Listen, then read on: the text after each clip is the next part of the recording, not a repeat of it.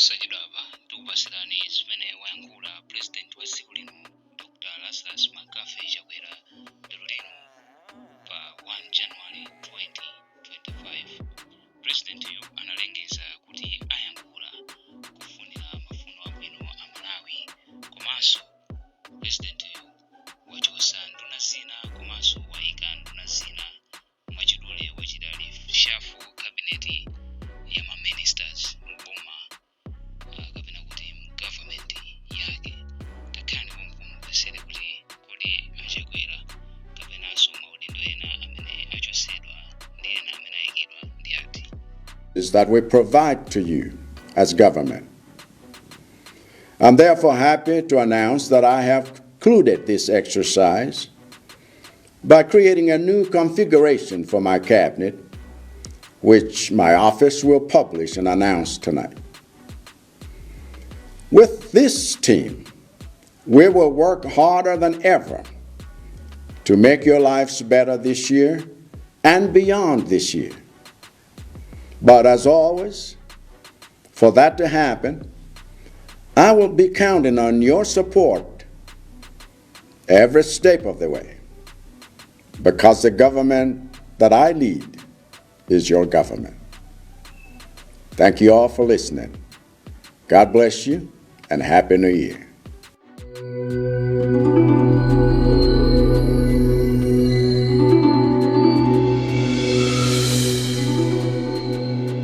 Amalawi azanga kwatonse kuyamba kwa chaka chatsopano kumabweretsa chiyembekezo cha zinthu zatsopano komanso mwayi watsopano. Ichi nchifukwa chakuti tonse tikamaona chaka chimene changothachi tiona zinthu ziwiri zimene zakhudza moyo wathu, zimene zitithandizirenso tikamaona chaka chobwerachi. Choyamba nchakuti tikuona kuti chaka changothachi pakhala zinthu zimene Mulungu watithandiza kuti zikhale zotikomera, zotiyendera. Ndiye tikhoza kuyenda nazo zimenezi mchaka chatsopano ndi mtima wothokoza, mzimu woyamikira. Koma palinso zina zimene zakhala zopweteka, zimene Mulungu adalola kuti ife tikhoza kukumana nazo mchaka changothachi. Zimenezi zikhala ngati mtanda woti tinyamule polowa nawo mchaka chatsopano, koma kuti tikhale tikuchita zimenezi ni mzimu wachikhulupiriro. Ndi angakhale izi nzofunika kuchitika aliyense wa ife pa mlingo wake, nkofunikanso kuti tichite zimenezi tikaona mmene dziko lathu lilili.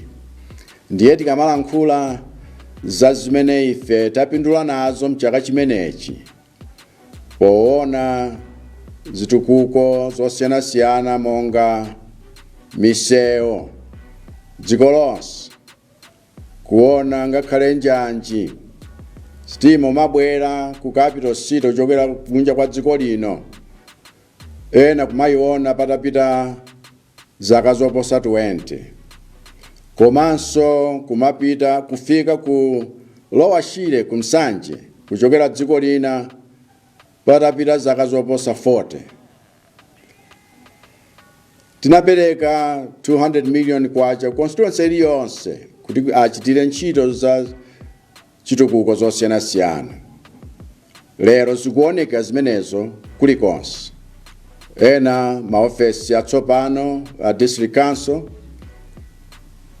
ena mabiriji kapena milato yatsopano kwina kuli ma stadium, kwina kuli misika, kwina kuli ma station a polisi yatsopano, komanso tayesa kupeza ndalama zoposa 300 billion kwacha zimene sizinali m'budget yathu kuti tithandizire kupeza chakudya, chifukwa anthu 5.7 million amene chakudya chawo chidawonongeka kamba kang'amba imene idatigwera chifukwa cha nyengo ya El Nino. Tafikiranso anthu ambirimbiri wovutika m'Malawi muno powapatsa thandizo losiyanasiyana, monga mtukula pa khomo, kapenanso fetereza wotchipa mtengo, kapenanso kuti apeze ngongole zopanda chikole kuchokera ku NIF, komanso kupeza thandizo kuchokera ku Dodima, thumba la chimanga. Taonanso kuti anthu amene amatithandiza pa nkhani ya chitukuko ayamba kukhulupirira zimene takhala tikuchita posintha mayendedwe kapena mayendetsedwe azachuma, ndi kuti lero ayamba kutithandiza kuti budget yathu iwo akhozoikamo ndalama zawo, zinthu zimene sizidachitike mzaka 10 zonsezi. Taonanso tsopano zizindikiro zoonetsa kuti ndalama yathu iyamba kukhala ndi mphamvu yabwino kuti zinthu zikhoza kusintha mokomera Amalawi. Komanso tachitapo zinthu zingapo zimene zabweretsa chimwemwe m'mabanja ambirimbiri komanso kwa anthu osiyanasiyana, monga aphunzitsi, apolisi, asilikali, ngakhale mafumu amene chifukwa anthu oterewa wena wakwezedwa koyamba koma patatha zaka za nkhaninkhani.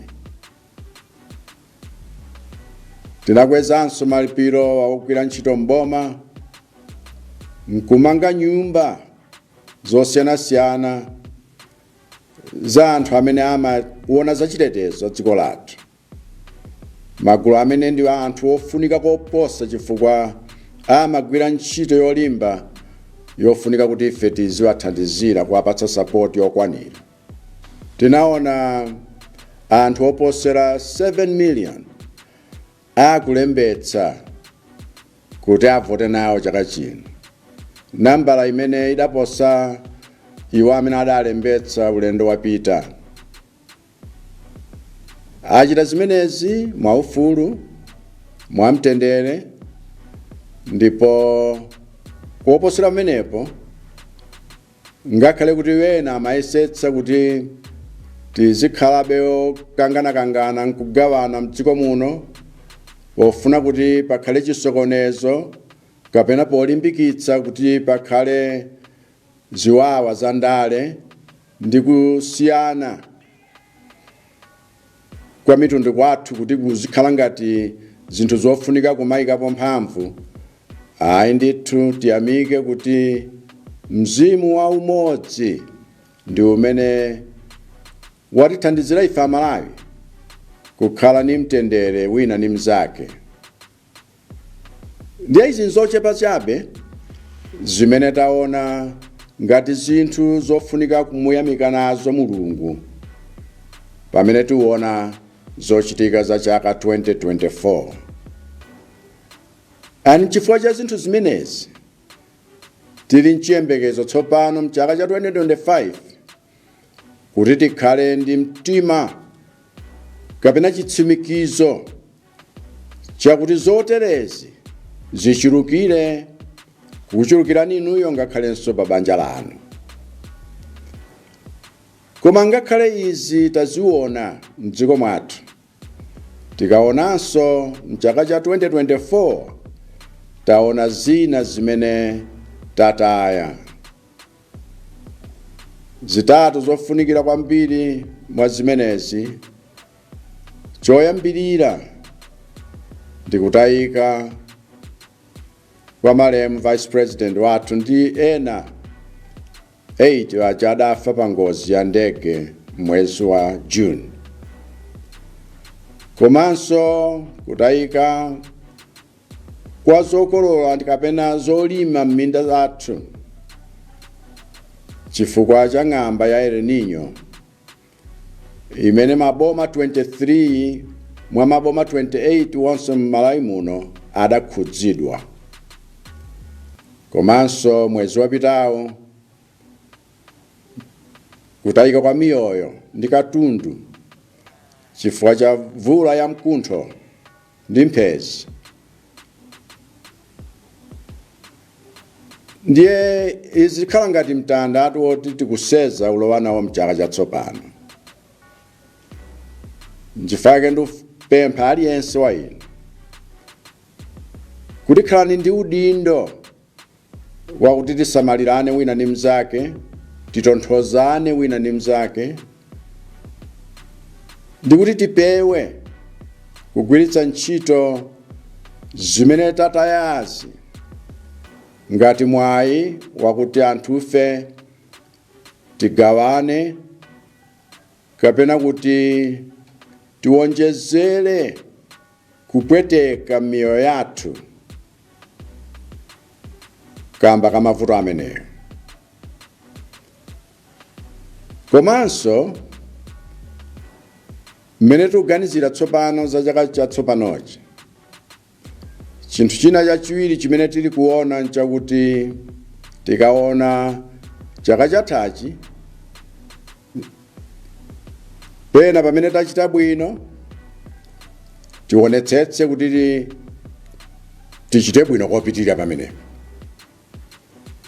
Koma kumene sinachite bwino tionetsetsenso kuti tikhale ndi mtima wakuti zina zisinthike. Ndiye mmene ndakhala ndikulingaliramu